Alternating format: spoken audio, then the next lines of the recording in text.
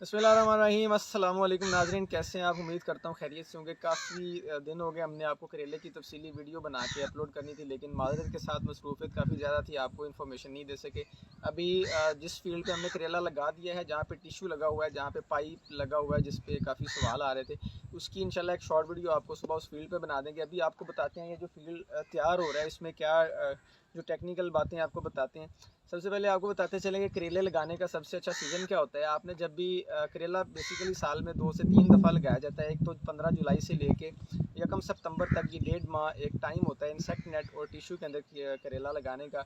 और इसका रेट आपको मार्केट में बहुत अच्छा मिल जाता है, चूँकि हर फार्मर जो है इस करेले को नहीं लगा सकता है। इसके ऊपर एंटी इंसेक्ट नेट का काफ़ी खर्चा आता है, या अगर आप टिश्यू पे लगाते हैं तो भी काफ़ी खर्चा आता है। इसके बाद टनल में नवंबर वाला लगता है, उसके बाद फरवरी में ओपन भी लगाया जाता है। लेकिन हम आज बात करेंगे ये जो करेला हम लगा रहे हैं अगस्त वाला, इंसेक्ट नेट और टिश्यू में लगाया जाता है। सबसे पहले इसका बेहतरीन तरीका क्या है, आपको ज़मीन की तैयारी से बात करना शुरू करते हैं। ये ज़मीन तैयार हो चुकी है और बेड निकले हुए हैं। सबसे पहले आपने इस करेले को इस तरह लगाना है कि इसका चलने का टाइम आपके पास ज़्यादा से ज़्यादा 2 से 2.5 माह होता है। और कोशिश करनी है कि बेड साइज़ छोटे से छोटा हो और आप पौधे जितने से ज़्यादा लगा सकें, जितनी ज़्यादा इसके अंदर प्लांट पॉपुलेशन हो जाए, ताकि इसकी प्रोडक्शन ज़्यादा आए, चूँकि टाइम बहुत थोड़ा होता है आपके पास। अब ये 3.5 फीट का हमने बेड निकाला हुआ, तकरीबन 3.5 फीट से भी आप थोड़ा सा कम बोल सकते हैं।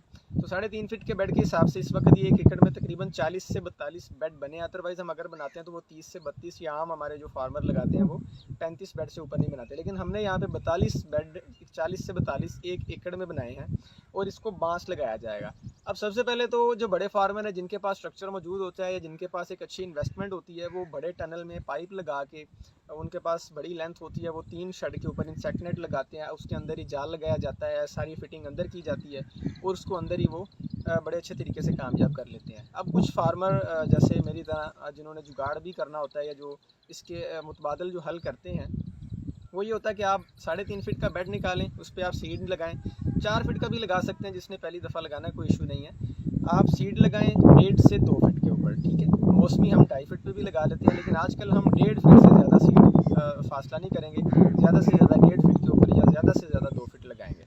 लगाने के बाद आप 10 फीट का इसके ऊपर सरी लगाएं। अगर आपके पास कोई पाइप मौजूद है वो भी लगा सकते हैं, सरी लगा सकते हैं, क्योंकि आपने इसके ऊपर टिश्यू डालना होता है। अगर आप कोई स्टिक लेते हैं, उसके साथ कुछ कोई कंडे वगैरह होते हैं, तो आपका टिश्यू ख़राब होने का खदशा होता है। लेकिन अगर आप चिपटी स्टिक छिली हुई ले लेते हैं थोड़ी सी अच्छी केयर के साथ, यानी कि जो आके साइडों पे स्टिक लगनी है उसको शॉपर लगा लें, ताकि आपका टिश्यू जो है फटे ना, आप 2 से 3 सीज़न अपने टिश्यू के साथ निकाल सकें। आप 10 फीट का उसके ऊपर शेड लगाएं, शेड लगा के उसके ऊपर टिश्यू डाल दें। 25 से 30 दिन आजकल जो आपका जो क्रॉप है वो टिश्यू के अंदर रहेगी, और तकरीबन उस वक्त 1.5 से 2 फीट के राउंड अबाउट आपकी बेल तकरीबन हो जाती है, वो अंदर फल लेना शुरू करती है। आप उसके बाद जब इसको उतारते हैं, उतारने के बाद आप बांस लगाएं। जैसे इस तरफ थोड़ा सा दिखाएं, ये बांस पड़ा हुआ है पूरे 2 एकड़ का जहाँ पर, तो ये बांस यहाँ पर लगाया जाएगा। टिश्यू उतारने के फ़ौरन बाद जाल लगाया जाएगा और इसको बांस पर चढ़ा दिया जाएगा। इसके दौरान तकरीबन सितंबर का लास्ट आ जाएगा। इसके बाद हमारे पास 10 से 15 अक्टूबर को हमारी पिकिंग शुरू होती है, और 15 दिसंबर तक ये 2 माह हमारे पास एक अच्छा टाइम होगा इसकी पिकिंग लेने का।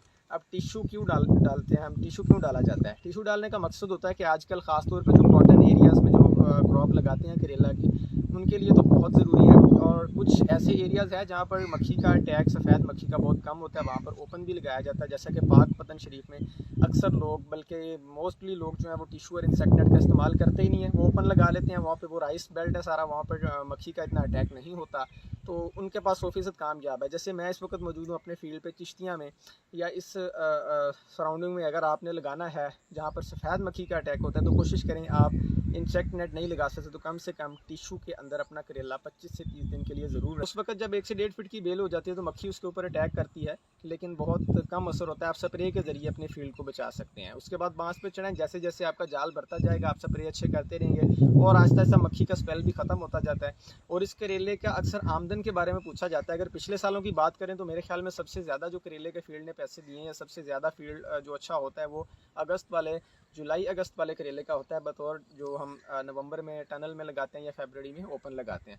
तो ये एक मुख्तसर मालूमात है। मज़ीद अगर आपके कोई सवाल हैं आप कमेंट में करें इंशाल्लाह, और दूसरे फील्ड की वीडियो आपको सुबह इंशाल्लाह अपलोड कर देंगे। अगर किसी दोस्त ने करेला लगाना है तो वो अगस्त में लगाएं, और सीड अच्छे से अच्छा लगा सकें। आप सीड की अगर बात करें तो आप चार्ल्स मदीना सीड का लगाएं, गोलू भी लगा सकते हैं, स्काटा का, लेकिन सीड के अंदर काफ़ी प्रॉब्लम्स आ रहे हैं, इसलिए ज़रा एहतियात के साथ काम करें। बहुत शुक्रिया, जज़ाकल्लाह, दुआओं में याद रखें।